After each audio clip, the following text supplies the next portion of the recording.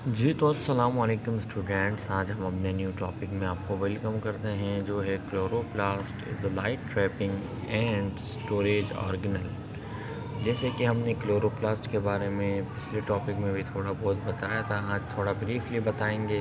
तो याद रखिएगा, जो ग्रीन पार्ट ऑफ प्लांट्स होते हैं या एल्गी होते हैं जिसमें ख़ास किस्म के सेल्स हैं, इनके अंदर एक स्पेशल ऑर्गेनल पाया जाता है, इसको हम क्लोरोप्लास्ट कहते हैं।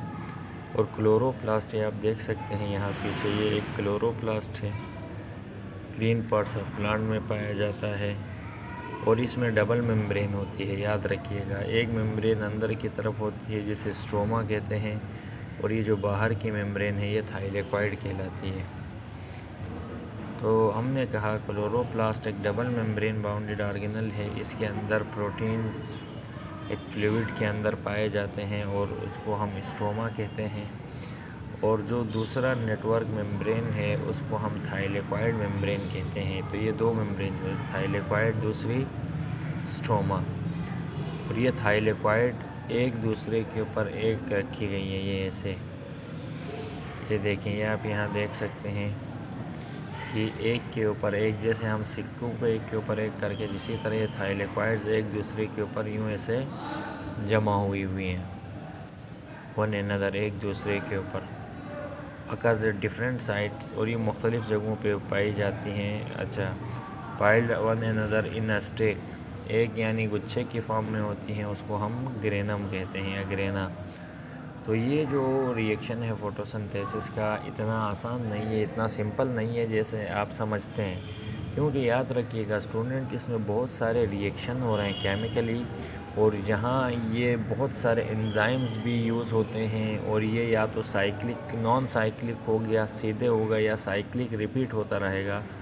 तो ये दो तरह से होता है, और हर रिएक्शन मुख्तलिफ़ जगहों पे होता है क्लोरोप्लास्ट के।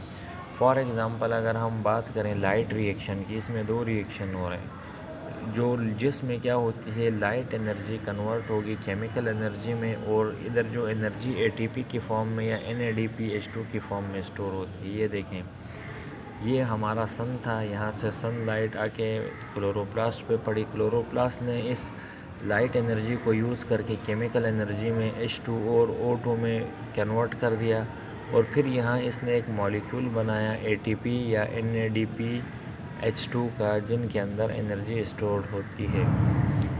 तो ये लाइट रिएक्शन में फिर ये कन्वर्ट करेगा थाइलेकॉइड मेम्ब्रेन में, सोलर एनर्जी कैप्चर करेंगे पिगमेंट्स जो कि हार्वेस्टिंग कम्प्लेक्स में पाए जाते हैं। फिर इस फेज़ में फोटोसिंथेसिस को इसीलिए लाइट डिपेंडेंट रिएक्शन कहते हैं।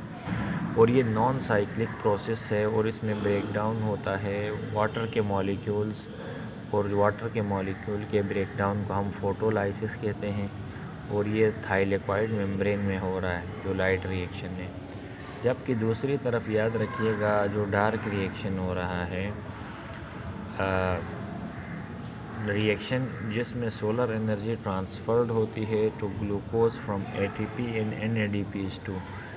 ये ATP और NADPH2 की एनर्जी से फिर यहाँ शुगर्स बनेंगे, ग्लूकोज बनेगा, और ये साइक्लिक मैनर में बनेंगे। ये देखें, ये तरतीब से, और ये रिपीट होता रहेगा बार बार। ये सही है स्टूडेंट्स, इसलिए साइक्लिक होता है ये जो डार्क रिएक्शन।